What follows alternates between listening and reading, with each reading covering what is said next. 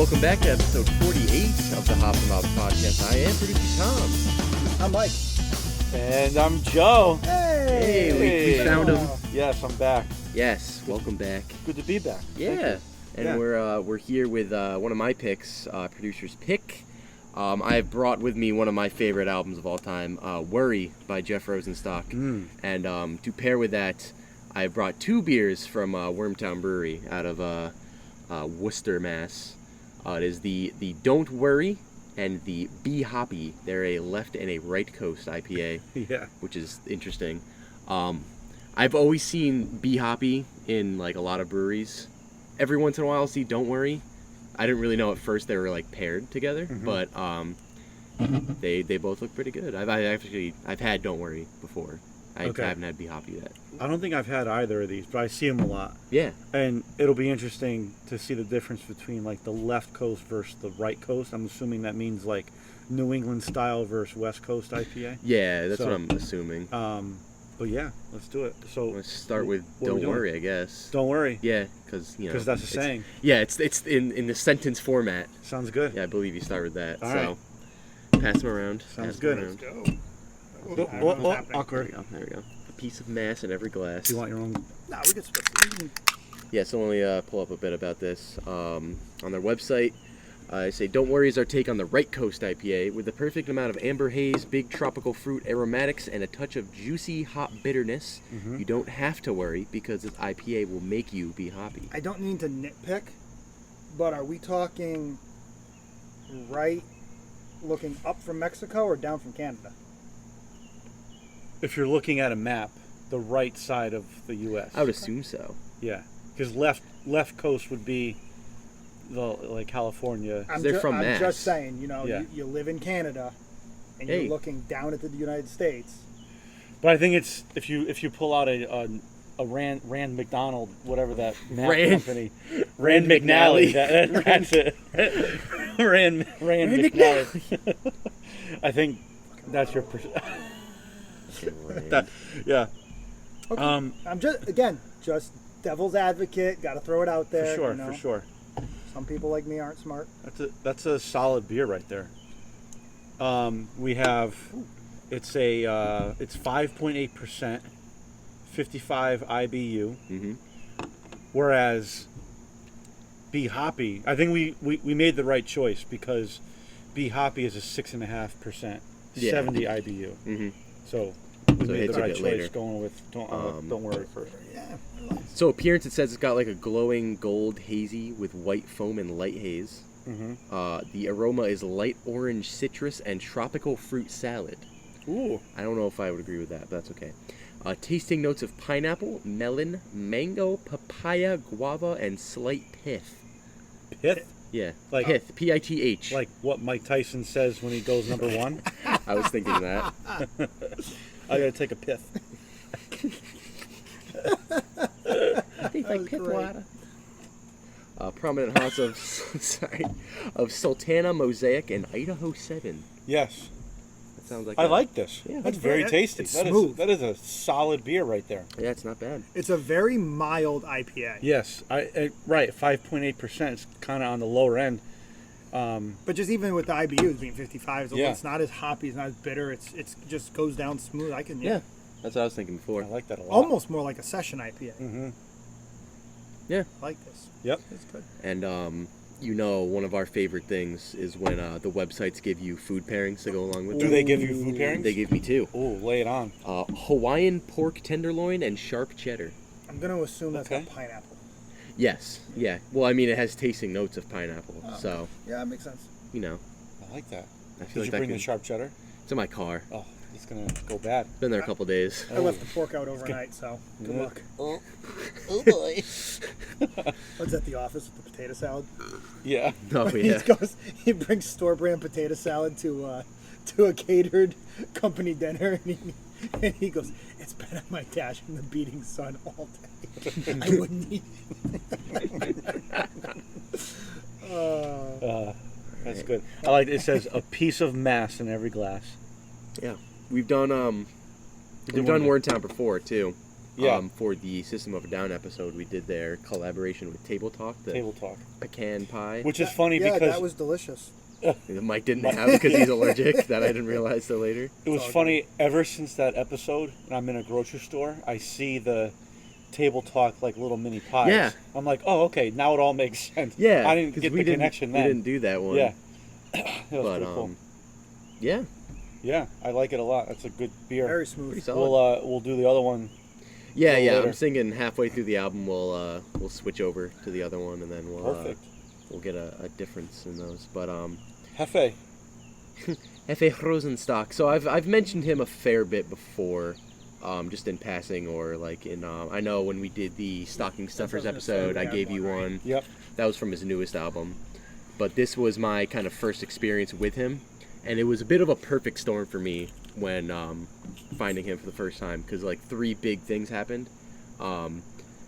So I went to school at University of Hartford in 2016, and then this came out in 2016. And we have a spring fling where artists will come to the spring fling, and then people drink outside, do all that kind of shit. So the Friday was the rock part of the show, and Saturday was the rap part of the show. Mm-hmm. Quick tangent: we had Waka Flocka for the rap part, and Oh, wow. we had a mosh pit in the back, and they said, "Yo, these white boys be crazy," and then walked off stage and then joined us in the mosh pit. That's It sick. was one of the best shows I've ever been to. That's awesome. I have a video of me with my hand around him, and his dreadlocks are very sweaty. But anyway, so Friday they had Jeff Rosenstock there Oh, cool. at my school, which is really cool. I don't know if you guys have ever had this where like you had an artist that you went to go see in a concert that you weren't really into, Mhm. and then after that you got into them. Mm-hmm. Yeah, so that's basically what happened with me for Jeff. Did you hear of him beforehand? Well, the other things that happened were that my Oh, yes, friend 2 was other really things. into him. Yes. And so he was talking up a big game about, oh, you got to listen to Jeff Rosenstock. He's very much in like that Jersey kind of punkish scene there. Mhm. And the last was that this music reviewer that I watch a lot gave this a pretty good score. But I didn't actually listen to the album all the way through. So I ended up giving it a chance after this because I saw the whole album because he was touring this album. Mhm. And I love this album. This is one of my favorite albums of all time. There's just so much going on. Like, he's so smart in the way that he writes his songs. There's so many like nuanced little things that I really enjoy. Mhm. It is kind of depressing in some of its lyricism, where like it came out in 2016, which was that whole like era of shit starting to hit the fan. Yeah. So a lot of it is kind of like that, but it still applies today. A lot of the talking points that he has on this are still pretty prevalent. So, Mhm. plus I do get a little nostalgic for it at times. Where I'm sure. there was a time where I was listening, it was like hard to listen to because all I could think about was being back at college and shit. Yeah. So, but now I'm started to like get a good Now feel you're for nutting it. up and you're becoming a man. Exactly, yeah, something like that. Yeah. Yeah. So, but yeah. I had no context at all other than that one song, which that song didn't really sound like this album. Yeah. So that came out in 2020. That Yeah. was like his quarantine album, Yeah. which is it's different in some ways, but same in many others. Mhm. Eventually, I would like to go and do that in the future, Mm-hmm. but I figured I would start where I started with my Rosenstock Cool. discography Yeah. and start with Worry. I was just to start. I was pleasantly surprised by the album. Good. I didn't really know much to, going into it, Mm-hmm. and I also got a lot of nostalgic vibes. Like, it made me feel like I wanted to be like a kid again. Like Mhm. it was very. Okay. I don't want to say juvenile because that sounds like it's bad. I mean, like, you feel like you're transported back to like, I don't know, high school or middle school, and you're seeing like a local band play at like the Yep. small little venue, and it's like the Mhm. biggest time of your life. Like, Yeah. like that's the thing. I just got a lot of cool vibes like that. Yeah. It was very raw, Mhm. Oh, absolutely. Yeah. Yeah. I feel like that sentiment that you're feeling, he brings it up a lot in the lyrics too, especially just in the first song, "We Beg to Explode," Mhm. where he's talking about like friends will disappear after they fall in love and they want to go get married, have kids, and all this other stuff, and he's like kind of bitter about it, but not in like a bad way. Yeah. And I think it's him wanting to go back to those times and do all this other stuff, and I don't know. I really enjoyed it because it's a really good way to start the album off. It's a little bit slower. Yeah. It's a lot slower than a lot of the other songs, but I feel like it builds up more as the song goes along. And it's kind of funny you talk about that with him like wanting to go back because people are getting married and having kids and all that. And I was reading, when I saw the album cover, I just thought it was cool. Like it was, but I was like, where's the connection? Yeah. And it's a picture that was taken at his wedding. Oh, okay, cool. Yeah, I was reading about it, and he got married in 2015. And, cool. And this was actually a picture taken at his wedding. That's nice. And that's him? It's No, I that's don't not think him. that's him. Oh, But okay. I think it's kind of funny. It's almost in a sense contradictory because he's talking like people are getting married and having kids and moving and like. But then again, it could be the fact that maybe he did that and didn't get distant, but everyone else is, and that's like. And so he's then kind you've got of the picture. Okay. Yeah, so I can see like both sides of where maybe that picture comes in and. Cool, I like that. I forgot that I have this on vinyl too. I could have brought that. Oh, okay. A fun thing about the vinyl is how they have newer vinyls have like download carts where Yes. like if you have the little thing that comes with it, you can get the digital version of the album. This one had like wildflower seeds embedded into the card, so it's like when you're done with the card, instead of throwing it away, you can plant it and then you can grow like a plant out of it. Oh, that's pretty You cool. can get some cool flowers. Nice. I got to do that eventually. I still have the card, but. That's really cool. Yeah, it's super cool. Yeah. And it's a really cool vinyl. It's like this really deep blue. Nice. Yeah. But cool. yeah, no, it's a great album. Yeah, that Good intro. just overall, the word I was looking for is like innocence. Okay. There's a lot of innocence in it, like that kind of just raw, like innocent emotion on there. Yeah. Just kind of transport you back, like when you're first discovering music and going to live shows. It has that I emotion feel like to it. punk rock in general has that. Yeah. Punk rock is not a very refined style of music. Yeah. It's fun, it's upbeat, it go, go, go, go, go. Right. And I feel like I got that from this, With this, with a lot of like the group vocals and Yep. like the distant vocals, like not Yeah. right into the mic, sounds like you're kind of in that tight club. Yeah. Like you see this album underground played at like the Meadow, Xfinity, whatever the fuck you want to call Yeah. it. I feel like I'd be like, this isn't working. No. You go see it at the Webster Toads Place, Yeah, something right. like that. Right. Like you're just Yeah. balls to the wall, Yes. like loving this. Yeah. Oh yeah, that's absolutely what was happening with me too. I would love that. Yeah. But you got Pash Rash after this one. Yep. I like this one. Yeah. The first song was good. I just felt, it started slow. It's like a but piano it ballad to builds up. start. Yeah. It had its place. It did its job. I wasn't like completely like sold on it 100%, but then this song comes in and just starts off kind of quiet and slow, so you almost don't hear the transition Yeah. from one to the other. Yep. And then all of a sudden you're like, oh shit, I'm at the punk rock show. Right. Yep. Yeah, and it's not like a crazy long song either, right? It's only like 2 A lot of minutes them and aren't change. that long, especially when you get to that later half. Oh yeah, the vignettes in the end, as I Yeah. like to call them. But yeah, no, this song is it's short and sweet, but it's very sweet. I like it. I got a lot of overall on the album. I got a lot of like early Foo Fighters and Weezer vibes, which I thought was cool. Like Blue Album Weezer. Yeah, he does have a lot of like punky influences, but they're written to where they're still pretty fun. Yes. Yes. Like they're not, super heavy or any kind of thing like that. It's a fun album to listen to, in my opinion. Yeah. And then I also like how he ends the song with like, I want the song of the American dorm room, or something like that, and then goes into the festival song. Well, the guitar, and it's funny you mentioned Weezer, because the guitar solo on this sounds very like Weezer-esque, with like that effect on it. Yep. And it's not super complicated. It's just a couple of notes, but just played in the right, it just works. Yeah. It just works, is what I'm trying, Yep. Mhm. Yeah, then Festival Song is the first single. Mhm. Oh, dude, I love this song. Yeah, it's a good, solid song. You can hear this like and envision it live Yes. with the entire crowd doing the whoa, whoa, whoa, Yeah. whoa, whoa. Like everybody just doing that for freaking 5 fucking minutes, like just nonstop until you can't make any more noise. Yep. Yeah. They did this at the concert too. So I can It's see this being a fun show. Yeah.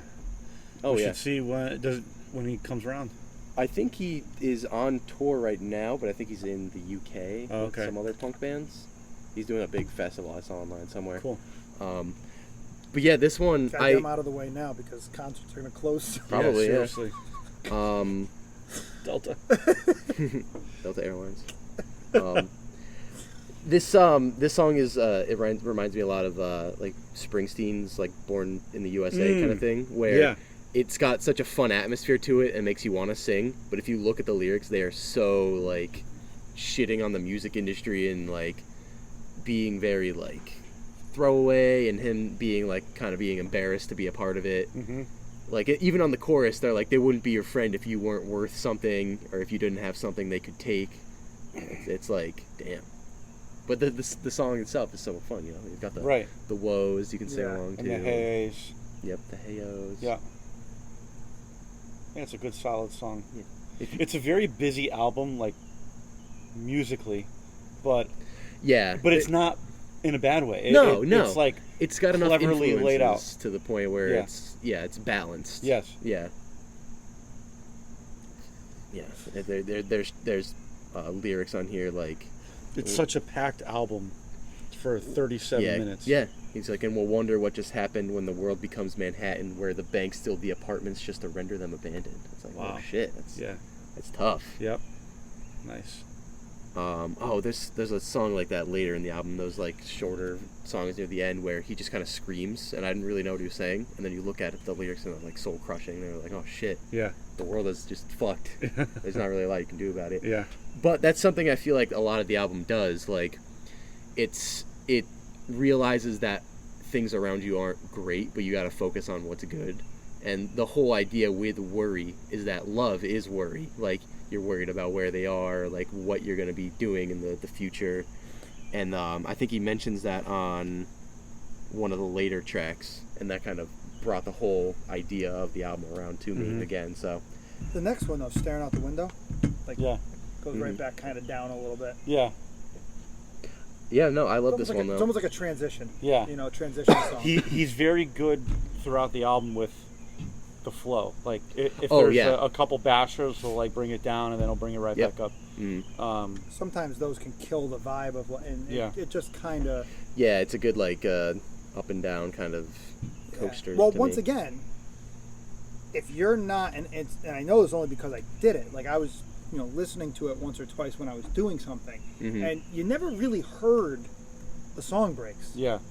You know what I mean? Like, I feel like it was just one long 37-minute kind of... Like a concept album almost. Yeah, in a sense. Yeah. Like, I think he just did a really good job with the flow, especially. Yeah. At least in the themes, yeah. I forgot what song it was. We'll get to it as we're listening, but... From that song on, there was no breaks at all. It was just one continuous... Bang at the Door. Was that the first one? Yeah. That's where it starts and just doesn't stop for the whole thing. I love that kind of thing. That was great. This song is great. I love this one, too. This one kind of makes me nostalgic for an old apartment that I used to live in when I listened to this song, too. Nice. So, it's like, we've mentioned before where albums that have, like, experiences with us tend to stick around and be one of our favorites because you have those kind of, where you listen to it, who you were with, what you were doing at the time. Yep. And this song in specifics, specifically was like it's like a snapshot of a place I used to live, and it's a good memory. I like that. But again, it was funny you brought that up because I use that all the time. That I'm more from that mindset, which is kind of where you're, connecting like. Yeah. The song it reminds you of something, and it doesn't. The Hailstorm album or EP we just did, horribly recorded, not good quality. Only one song from that made it to their first debut album, but I could listen to that thing on repeat because I was there and saw it live. Right. Like, I remember that experience. Yep. So it's gives you a whole nother perspective when you kind of start to feel that. So the track after this was Wave Goodnight to Me. Yep. This one is it's a great track too. I mean, I'm going to say that for all of these anyway. But this one is about a music venue that he played a lot at in Brooklyn, Death by Audio, which was forced to close down in 2014. And so it was originally called Eden Song because the venue owner was named Eden. And, a lot of the lyrics are like him being angry and feeling sorrow for like the community he was part of kind of getting ripped up by what was it, gentrifying developers and people like that. So I kind of like those themes, you know, like it goes along with, you know, like those nostalgic feelings that he experiences that I now experience for his experiences. Yeah. You know, I just like the beginning that paints such a good picture. Like, I used to walk down to the docks in spring and drink tall boys on the rocks by the water, under the watchful eye of day glow cranes that spread like floods from corner to corner. He's very poetic with his lyrics, which is He's a another very good songwriter. Springsteen quality that maybe I enjoy a bit about it. It's yeah. I mean, in terms of the themes for the rest of the album, don't necessarily. I mean, they still kind of connect as well.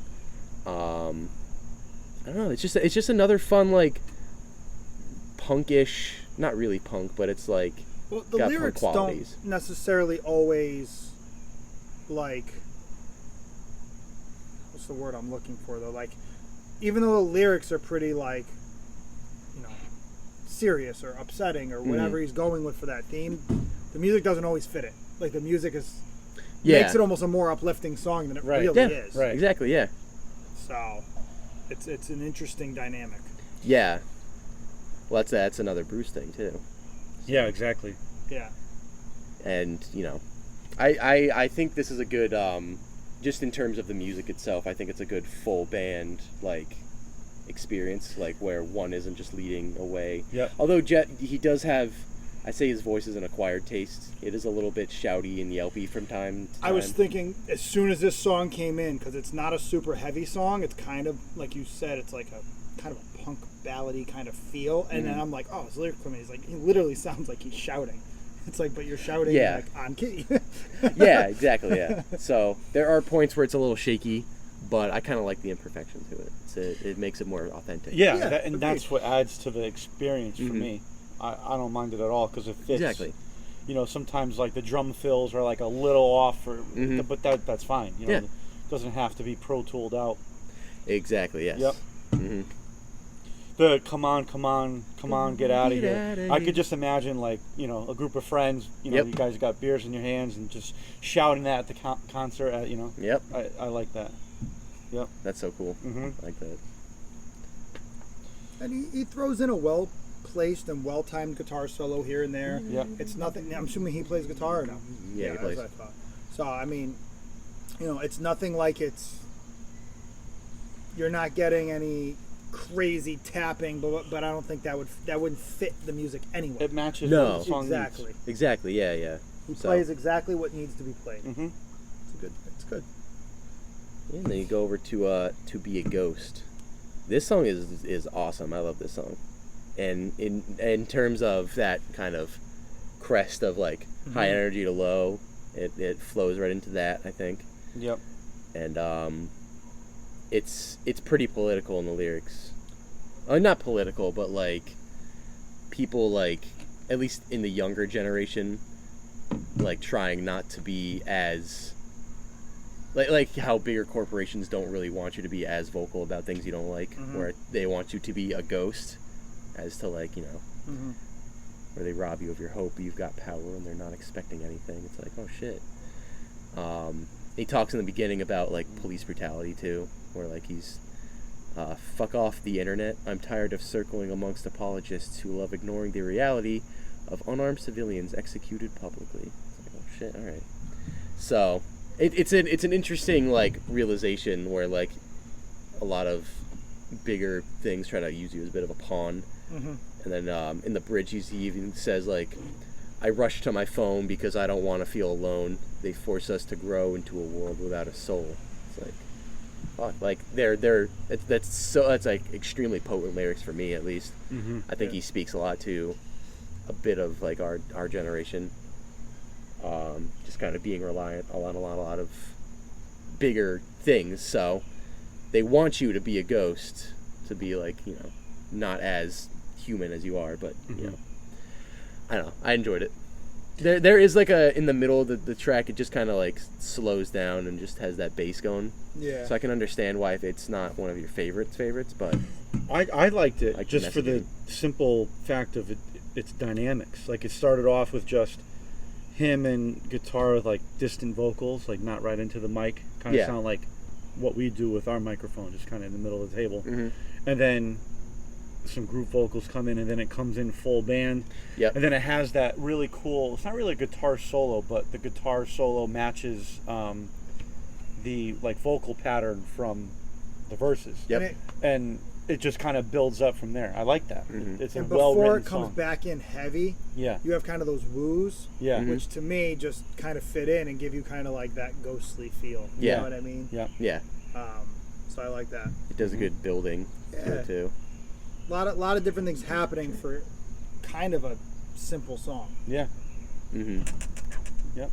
And then I like in that kind of scream part at the end where he's like, if you're tired of being told to stop complaining about the cold, burn those fuckers in their homes. Yeah. Oh shit. Burst Yeah. their bubble and break their bones. They want you to be a ghost. So it's like, it's a bit of an empowerment song too for Yeah. people like that are just kind of feeling like they don't really matter. It's like, no, you got power. You can still do this shit. So I think that's a cool sentiment to leave people with. Yeah, for sure. So this is one of my, not necessarily favorites, but it's one of my Tops. yeah, I connect with it a lot, I think. Yeah. But I mean, I do that with pretty much all the tracks. Next up, we have Pietro, 60 years old. I gotta find if there's like deeper meaning in this song. I mean, this one, it's 35 seconds. Mhm. Maybe that's the guy in the picture. Maybe. I could see Well, him being 60. Yeah, there's no way he's 60. Anyway, Just saying. it says it's the first track on the B-side of 𝙒𝙤𝙦, which Rosenstock intended to be a thematically linked reflection on how the capitalist-driven precarious communities may threaten the lifelong quality of true love. Okay, sure, whatever. 2 master's degree and a bachelor degree. We got a word we can't not pronounce. Yeah, right. Precarization. Ooh, yeah. Actually, I just finished Well, I my know- 6th year. Congratulations. Thank you. Thank you very much. Thank you. Not to be braggadocious, but All right. Well, then you read yeah. the fucking word. okay. Precarization. Anyway. It's pretty much from like DeVry University, so I can't brag too much. Here we go. Okay, I found it. Got it? This short song tells the story of an elderly couple that Rosenstock and his wife Christine met while sorting their own wedding papers at the courthouse. Rosenstock was inspired by the encounter, in which he saw the comforting proof that true happiness can be found at any age and that no one's life is ever truly settled, a theme that resonates with the wider concerns of the discography. So, All right. yeah, I think for he 35-second exactly, interlude. yeah. I really considered it as an intro to Yes. I Did Something Weird Last Correct. Night. Yep.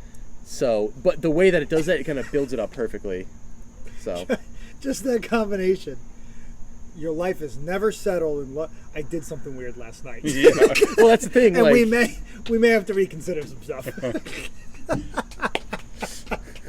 well, he does talk about like making out in his van with some girl, and I think that's the whole thing. Like, I don't think it was.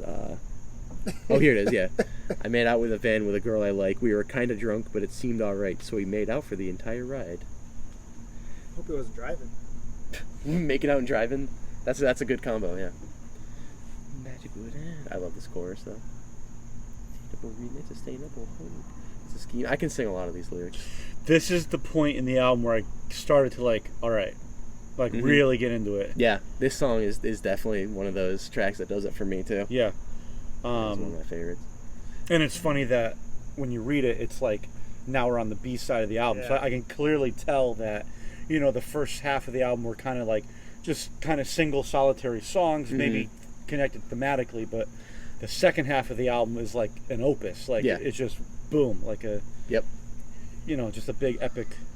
I like his that. quicker vocals, like the way he kind of like rhythmically sings on this part. Yeah. And that guitar follows right along with kind of that rhythmic, the vocals. I like that. Yeah. Yeah. Yeah. And then it's where is it? Will I ever see you again? The drums kind of match them. Yeah. Yeah. It's very tight.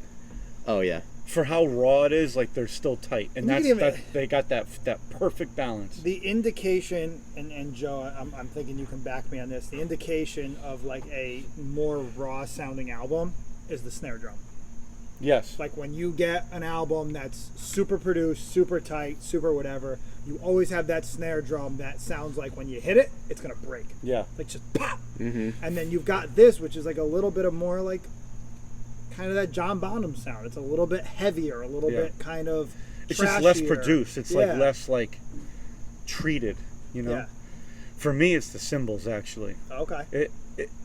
If they don't bother putting cymbals in the background, then I can tell, like, all right, they wanted a nice full raw sound, you know. Yeah. Okay. Sure. I like. I'm the audio engineer. You both are wrong. Yeah, right. No, I understand. I understand that. Yeah.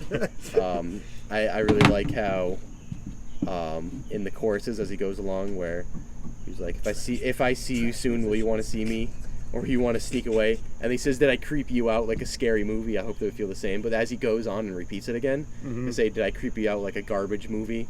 And then the last one where he's kind of going crazy, he says, did I creep you out like a scene in a terrible movie? And he gets really like into it. Yeah. Like some shit in a terrible movie. That's what it is. Yeah, I like this. Yeah, this song is a lot of fun for me. Then we talk about that flow, but it kind of just stops, and the next song comes. Yeah. Which is, but it's not a bad stop. It sounds like a pause in the music. Yeah. And then comes in, rather than like, okay, what just happened? Because then even Blast Damage Day, I mean, it comes in pretty quick. You have those, quarter notes on the snare there. Da, da, da, da. Yeah. I'm not as crazy about this song in general, but I still enjoy it, if that makes sense. I was going to say the same thing. Yeah. It gets a little repetitive with that same, moto.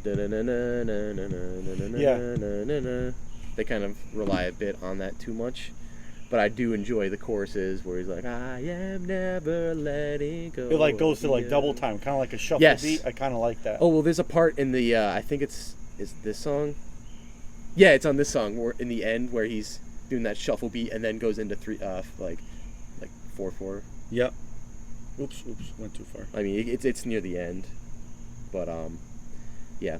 I would say I really like the percussion in this song more than a lot of the other ones. Yeah, I like the like bell kit too. The like xylophone kind of. Yeah. That was a good addition. And this lyrically is the most like downtrodden, because these are the blast damage days where like the world is kind of fucked. But I mean, I don't want to get too much into that because that would be really sad. Yes. And then from here on out, it doesn't stop. No. And I love it. Well, I mean, even this, it kind of like builds up into the next one. Yeah.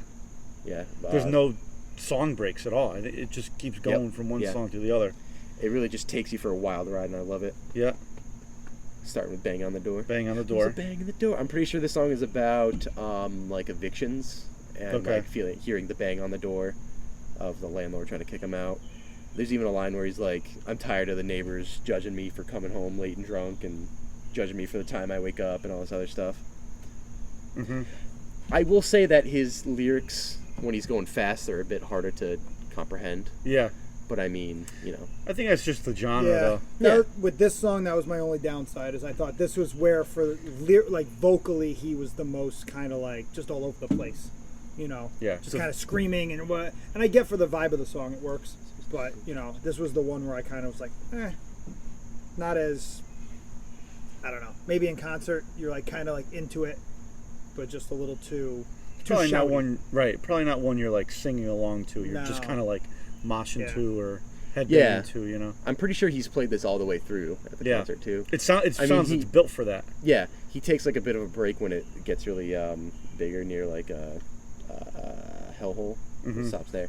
But, if you heard anything off of his newer album where he gets a little ska inspired, then Rainbow will be the track for you. I was going to say Rainbow is the most ska on the album. I'm just going to say that song came in, and I love that sound. I love the horns. It reminds me of and again, we talk about where you were, what you did. Yeah. Of all the bands, just super random. I saw Streetlight Manifesto once at the Webster, and then there were like 3 bands before because it's the Webster and it's a bunch of no-name ska bands, and it was just having them up there with the trombones and the trumpets and it was a fucking banging show. Like I had a blast. All the people are skanking. You're in the middle of this pit. Nobody I'm so used to mosh pits where there's at least one guy trying to kill somebody, Right. and you're just like, dude, relax. We're all just having fun here. In the skank pit, everyone was like just having a good time, dancing around each other, bump in, keep going. Yeah. Like, this just brought me right back to that, like, high school, seeing Streetlight Manifesto, Webster. You know, it was a really cool. Yeah. For sure, yeah. But this was one of my favorites. Yeah. It's good. Yeah, If you do like this sound, you should listen to 𝙒𝙧𝙧𝙮, not remix, but like the redid version of his newest album. Okay. It's got a lot of good songs on it like this. Yeah. No, it was. It was a cool change, and it fit. Yeah. Before we get too deep Yes. into the vignettes, as I like to call Since we're in them, the back half Yes. of the album. Too deep in the back let's, half. let's toss back some 𝙃𝙁. Some 𝙃𝙁 time. Too deep in the back half. We've all been there. Yep. Okay. So this is the one I actually have not had before. This is the left coast, so I'm assuming a West Coast style IPA. Yes. I'm okay. expecting this to be much more hoppier, less fruity. Mm-hmm. Yeah. Ooh. Okay. Yeah. Definitely.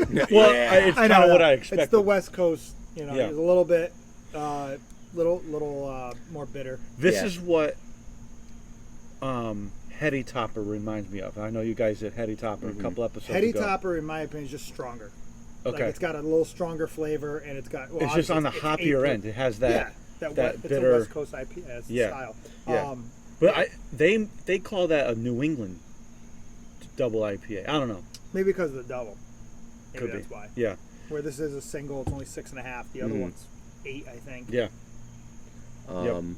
Yeah, it's got a light orange color with white foam and nice lacing. I don't know what that is, but aroma like of a citrus, drug? floral, and pine. I was thinking like a lingerie. Oh. Hey, nice lacing, babe. But it's Wow, got you know how a. to tie your shoes. No Velcro here. You got the fucking double knot going. Double knot. Look at them bunny ears. Anyway, it's got Citra and Cascade hops with Valley malt flaked barley and warthog wheat. Wheat. Warthog? Yes. And of course, Warhol. the food pairings are roasted chicken, seared steak, and fish tacos.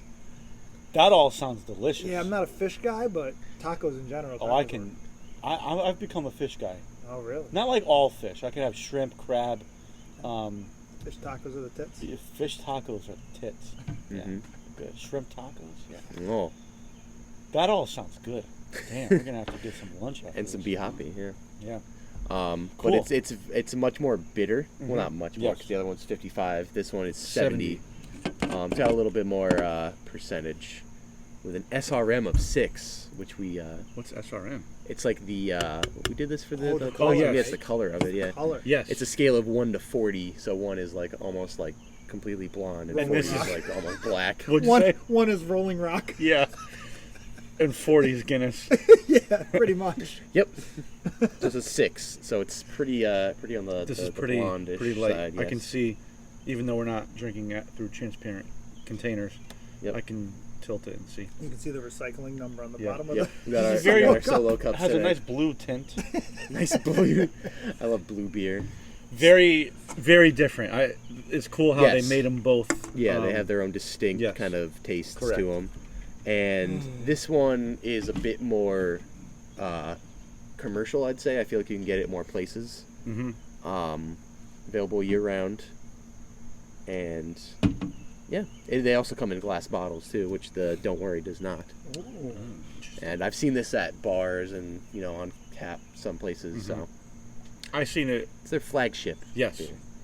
The 𝙃𝙁𝙧𝙧𝙃 one. Yes. Yes, I see that more than Don't Worry. Yeah, I actually had to go to 2 different package stores to get both of them because I had to drive from probably like 20, 25 minutes just to go to get Don't Damn. Worry. Yeah, Committed. I was. You should have let us know. it's okay. We can. Yeah, blank- I was texting. last canvas night. the I didn't state. even- I At didn't all. even know if I had to get beer. If you want for you, like, you want to do a thing where you have the all day and we have the pecan again, then Yeah, you get right. beer for yourself. I thought about that as I was driving home at like 10:30 at night. I'm like, shit, I need to get beer. what did I have to get? Hope Joe's late. Yeah, which I was. I would have made it work. Yeah. Back to the album. Yes, we shall. So we just finished on the ska one, which was Rainbow. Planet Luxury God, is it's so next. nice. Yeah, Planet Luxury is this hate shouted listening one. to this type of song when you're in the car. Which the one? sirens go off. Oh, I know. Oh, dude! When I know. Any song that has a siren in Yeah. it scares the shit out of me. You could be doing 25 in a 35, like hands at The 10 middle and of- 2, yeah. and that goes off, and you're like, shit, am I wearing my seatbelt? How much did I drink? Right. It's I'm gonna 9 pull in the over now. morning. Yeah. I didn't drink anything, but how much did I drink? Is my breath gonna... Meanwhile, it's just Jeff. I feel like having sirens in songs should be illegal. we should contact someone Yes. about that. Dear music. At music. Next one, Hellhole. I like the way this is titled. Yes. Hellhole. Yeah, it's kind of stretched out. Yeah. And then it's a ballad. Yeah. Yeah.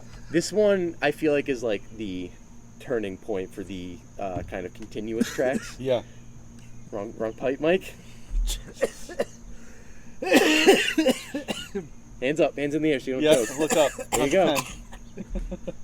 Please you out. Anyway, I love Hellhole because I feel like the album kind of snapped on Planet Luxury, where like he's just kind of having a big freak out on it. 'Cause Yeah. he doesn't really like shout or Good do conniption. anything. Yeah, he just kind of goes off, and then this kind of completely cuts with like the guitar feedback kind of going, and then goes into like this cute little ballad thing, and it's like a realization on his end, like, Yeah. oh, like they don't really give a fuck about us, like, and we don't want to be living in a hellhole, waste our energy on all these assholes. It's kind of a good like realization, like, oh, I'm gonna make it about me and find happiness in myself instead of having these big corporations or some outside force trying to force it on me. Mhm. So it's like I feel like it's where the tipping point of the album goes. It's very emotional for me, at least. I've listened to this in the car before and kind of sang and cried a little bit listening to this. Yeah. 'Cause if you can't tell, I like this album a bit. Yes, you Love do. that. Yes. I just personally thought the chorus was a little annoying. Just the constant da da hell. Yeah. I just got very repetitive, and it was kind of like, I don't know. He almost overused Hellhole for me to make it like as effective as I think he was going for. Okay. That's like the just, ending. that was kind of my take on it. Mm-hmm. Oh, I say ending, but it was really the... Beginning of June 21st. Yeah. And I thought the same thing. Because at this point, they're just like, Yeah. they're like It's so minute-long smooth. bangers Yeah. one after the other. I really Exactly, like yeah. June 21st. Oh yeah. This is his like realization of like, oh, I can actually go out, because June 21st I think is like the first day of summer It's usually technically. the solstice, yeah. Yeah. Yeah. So he contrasts like summer being the superior alternative to like, the bleak and shitty winter that Fuck he was yeah, going it through. is. Or if he has some kind of like seasonal depression or something like that. Right. He's like, there's beautiful out here, nothing I'd rather do than slay the nightmare arm in arm with you. And he talks about how it's like 84 degrees forever. Every June 21st I try to post this song on social media. I forgot I'm trying this to think year. if... Oh, you forgot this Yes, year? I did was gonna forget this say, year. Last I year. remember this. Sorry. What happened? I forgot. Oh, I'm you sorry, Yeah. listen. One job. I had one job. One fucking job. Yeah, I really like June 21st. It's probably one of my favorites out of the... I like that at the end. Oh, 84 degrees forever. Yeah. Yeah. It's 84 degrees forever. Boom, doo, doo, doo, doo. Kind of taking some bits of Hellhole, like that. Do Yes. do do do do do do do do do. So those songs are very much linked for me. Mm-hmm. Yeah. Mm-hmm. Next up, The Fuzz. The Fuzz. This song is good, but it's like it brings it back down a bit. It's kind of straightforward. Yeah. Like from a lot of like you got the ska and the ballads and the screams and the back and forth. This one's just kind of like that kind of flat line. It's just a very simple, standard, straightforward song. Yep. He's kind of like refinding love again, while the innocent get slaughtered and the guilty get a fine, and it's like shitty lyrics, but he's still he's finding things that he likes out of those shitty things and finding the positive in the negative. I do like the drums in the verse. It's very Joe Sud-esque. Oh, That okay. kind of like doom, ba, I have a style. That like, you'll throw in like we'll be playing like quick. Yeah. And then you'll throw in that like that halftime. The halftime. I'm a big halftime guy. You are a big halftime guy. I almost do Your it too Pepsi much. Super Bowl halftime guy? Not yet. Yeah. I'll let you know, but not Okay. yet. All right. But I got like that halftime was just that was a cool like change up from the drums being just dooch dooch dooch the whole like album on and off. Yep. So I did like that. I've said a lot of parts on this album are like a drummer's dream to like go out and play because there's so many switch ups that you know. And I've seen the drummer. He's like this like kind of shorter, skinnier guy, but he's just going crazy on the drums. Love it. Yeah, Little, everything's a little RJ faster. Hale. Yeah, everything's a little faster when they do it live too, so they get it going. Yeah. And again, it just has that innocence throughout. Still. Yeah. You know, where all I want to do is hold you, but I'm afraid I'll squeeze too tight. Yep. And just musically too, like you just want to go out and play a show, or you want to go out and see this show. Yeah. You know, it's great. Yeah, and it ends on that kind of like fake drum beat, like machine or something. Transfers into While You're Alive, which is kind of a follow-up to Be a Ghost. Correct. I was going to say, because the ellipses at the beginning and the end of those two songs. Yeah. Yeah, I thought this was a good yin to the other songs, yang. Yeah, I like how he compares, like, you know, you're kind of a ghost when you're alive. Right. And so he's now saying, like, I want to have the chance to tell you I love you while you're still alive, because he, in his mind, like, everyone loves you when you're dead, kind of thing. Yeah. So I like the last sentiments of While You're Alive, where he says, kind of, it ties everything in for me. He says, it's not like the love that they showed us on TV. It's a home that can burn. It's a limb to freeze. It's worry. Love is worry. So without that kind of worriness, like, you know, what is it, you know? So that kind of ties it in, like, you know, there's so many downtrodden, like, sadder parts of the album, being worried about the entire world, but love is worry, you know, you love the world enough to where you want to worry about it, because if you didn't, then you wouldn't give a shit, and that kind of human nature is important to have, so I think that's an interesting kind of connection that he makes in those lyrics. I like that. And the group vocals at the end, too. Yeah. Pretty powerful. And what an ending. Yeah. With Perfect Sound Whatever. It is a good song. I will say I'm a little disappointed that it ended on a fade out. Yes. I just felt like after this grand, like, epic, like, just B-side continuum, I just felt like I needed that big ring moment. Out, that last beat or whatever it was. Or just like a hard stop. Just because it would have been like, it fit a lot of the things that were occurring into it. Yeah. But, I mean, it wasn't a huge, like, deal breaker for me. It was just, I would have liked, especially this song, I felt like there were a lot of moments where you, like, lyrically or musically, there was a good note where you could hit at the end. But it's still a good song. It's powerful. Yep.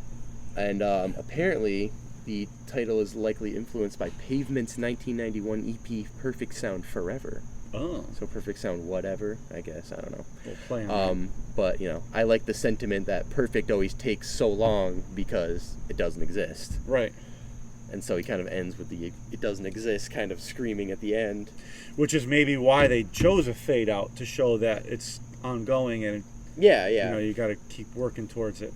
And a lot of that where he's trying to find a perfect sound to finish it off, like you can't really find it, so you might as well just end it on this realization that you can't find it. That's probably it. And at least tie it in like that. Okay. Yeah. I don't mind the fade out as much. Yeah, like I said, it's not a deal breaker. Because the perfect sound doesn't exist, Joe. True. So, like, it makes sense. It makes sense, you know? It just doesn't exist. It doesn't. Yeah. Wow. What a journey. What a journey, really. It really was a great album. It was. Yes. I was... Saying pleasantly surprised means, like, I wasn't looking forward to it. Well, I just Tom had throws no a lot context. of weird shit at us, let's be honest. Well, right. Yes, I'm like, that's fair. I didn't know what to expect. This is a little bit more straightforward for some of the stuff you've thrown at us. Yeah. It really is. I didn't know what to expect, and this was a great album. Yeah. I expect the indie rock, but the punk rock kind of threw me off coming from you. Yeah. Because, you know, I don't see you as somebody from kind of that quick, fast-paced, trashy, like, it's a little bit, you know, different from, you know, Yeah. Kids See Ghosts. Yeah, exactly. Which he threw at me out of nowhere. I was like, okay. All right, we're doing it. I gotta listen to that. That's good. That's a great album too. I'm behind on the music. Let's wrap it up here. Do it. Yeah. Tom, good pick. Thank you. I appreciate it. Yeah, this was a fun album, and especially that back half. I could just throw this on, and it's like we talk about like a vibe album a lot, but like it has a lot of lyrical context, but it is also a good like just kind of party kind of album. Yeah, it's definitely something you can play in a public setting, and you wouldn't get too many gawks or something. You know? So I really enjoy it for what it is. It fits well in a lot of settings. I've listened to it quite a bit. It's my 7th most played album of all time. Wow. It's one of my favorite albums. If you couldn't tell, I enjoyed it quite a bit. Sure. So tracks? I think we should do tracks. Yeah, this is again going to be tough. Even listening through it one more time while we've been talking. Exactly. Yeah. So I guess I will start. I really loved I Did Something Weird Last Night. I think that's a great track that kind of it has that intro from Pietro 60 Years Old, but I don't know, it just feels like a good feeling song, even though there's a bit of off-puttedness to it. I think it kind of connects a lot. And I did a Joe Sod because I can't name just one, so I went with Festival Song after that. I really like those kind of festival feeling to a song that he kind of writes for it. Yep. And those are my 2 favorites. Anyone hear that? He just spanked me.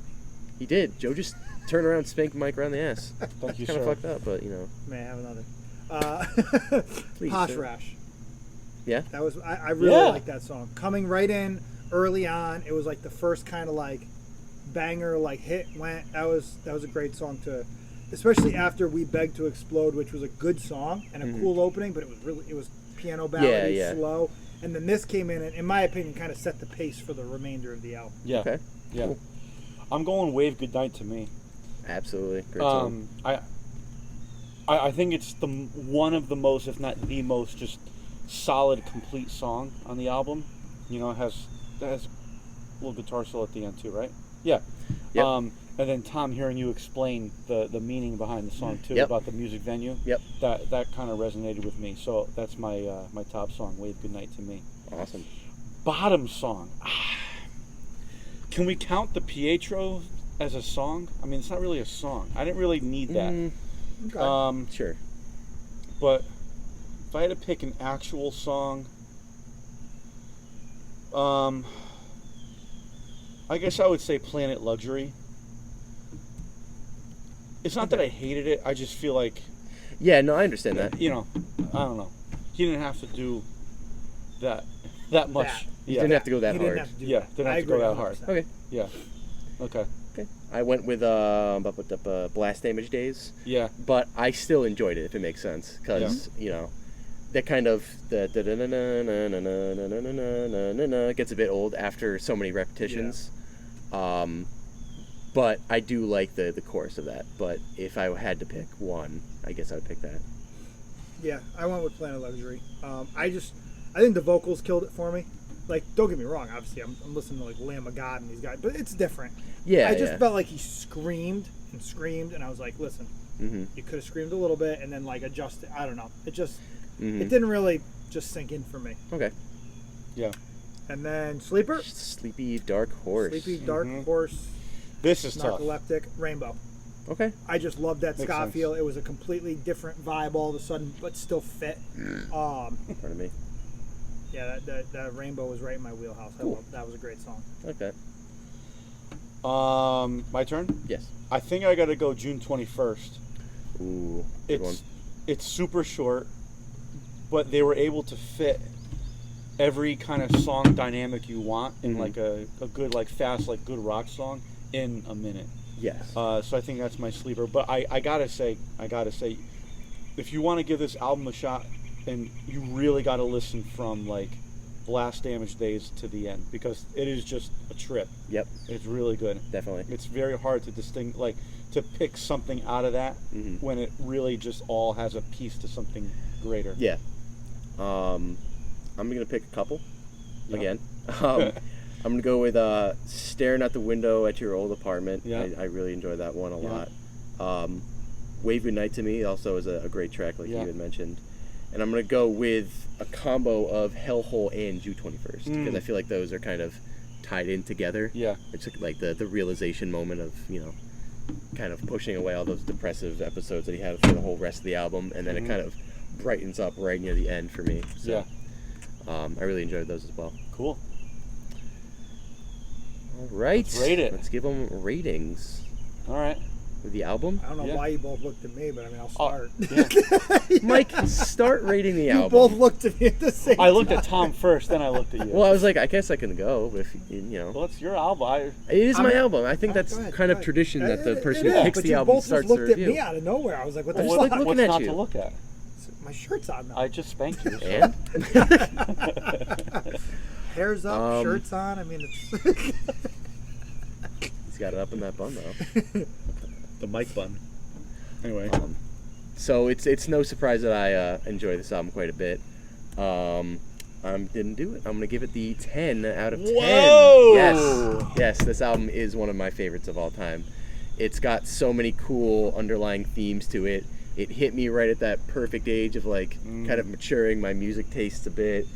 It's got a lot of different themes of being a bit more depressive in its lyrics while still finding hope and joy out of that worriness, and that didn't really hit me until a lot of listens, that you can get the sense of being worried for the whole album on a lot of what he's saying, but that second meaning of finding love out of worry kind of got to me a bit more as it was going. But I love all the fun punk elements of this. Fantastic lyric writer and musician. The band is really tight and cohesive. His singing is very passionate, while not necessarily being pitch perfect and gussied up all over the place. There's just a lot that works for this album for me.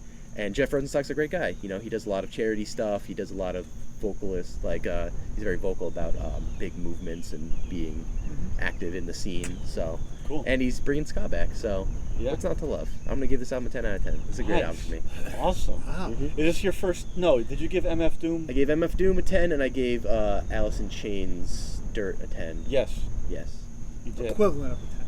Yes. Yeah, Yes. it was a 5. Yeah. Through some. Actually, I think I gave like a versions. 4.8 or something. Yeah. Something close to a 10. Yeah. But at least I gave. But this album was a clean 10. This is a 10 I out of remember 10. the others you were kind of like bullied in. Yes. Yeah. 10. No, I gave it a 9.5. Yeah. I'm on the list now. I Okay. got a list now. Yeah. But I gave The MF Doom historian. a 10. But this podcast. is absolutely 10 out of 10 for me. Go listen to Sweet. this album. Awesome. Oh. I'll go. No, I'm going last now because you both Okay, looked at me. I'll go. Almost. Yeah. No, I'll go. I'm going last. I really enjoy this album a lot. God, I'm gonna give it a 7.5. 7.5? Yeah, 7.5. 7.5 out of 10 What a bops. thief. Yeah, This was a great album. I'll definitely listen to this again. It was fun, a good journey. Yeah. And again, that back half, just the continuous Gets you going. continuity.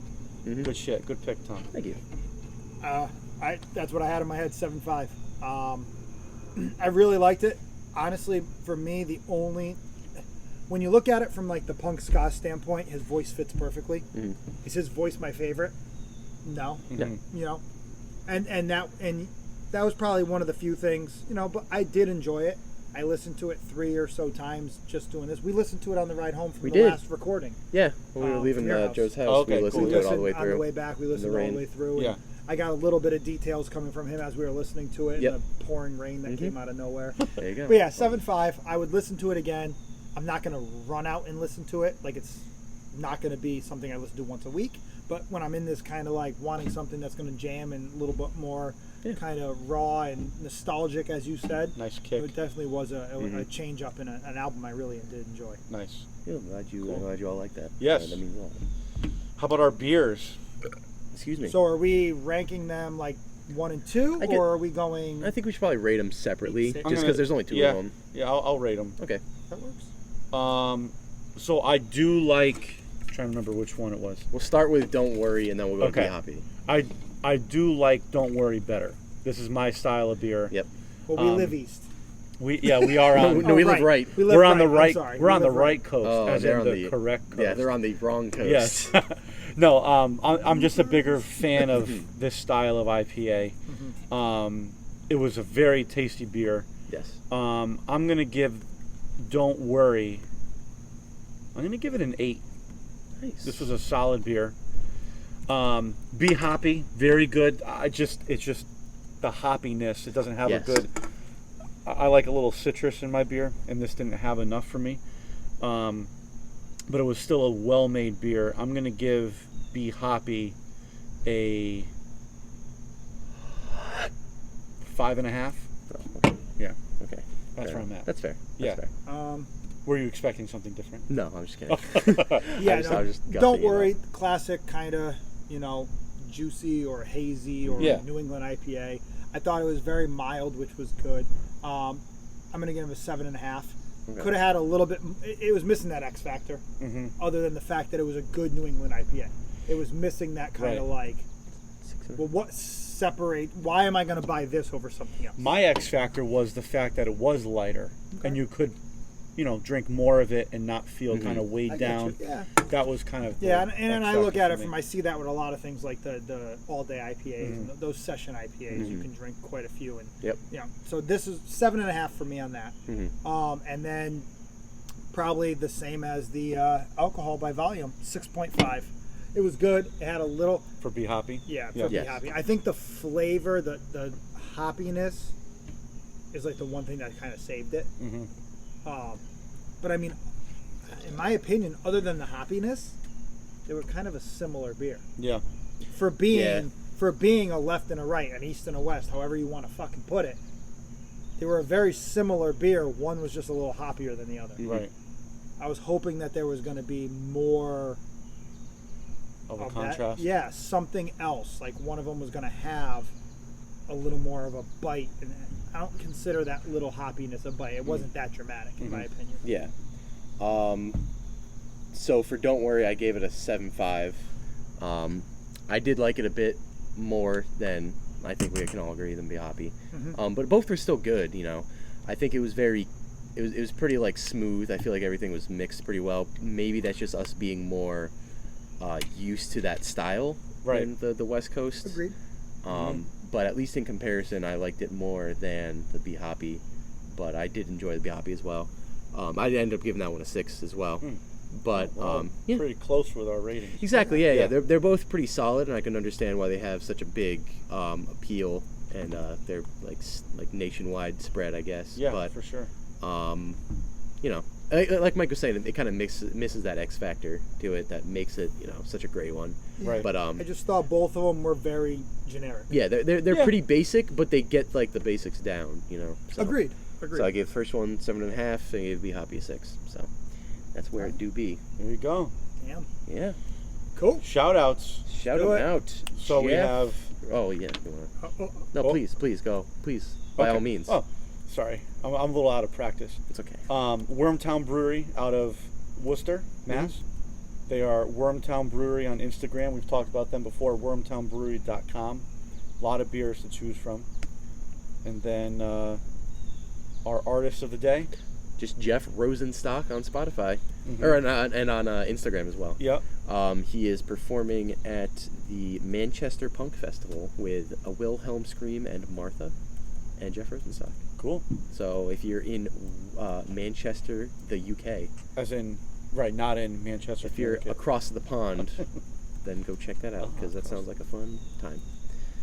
Awesome. Yeah. Cool. Episode 49. We are climbing up there. We're almost there. Yeah, 49. We're near 50. Yeah, I know.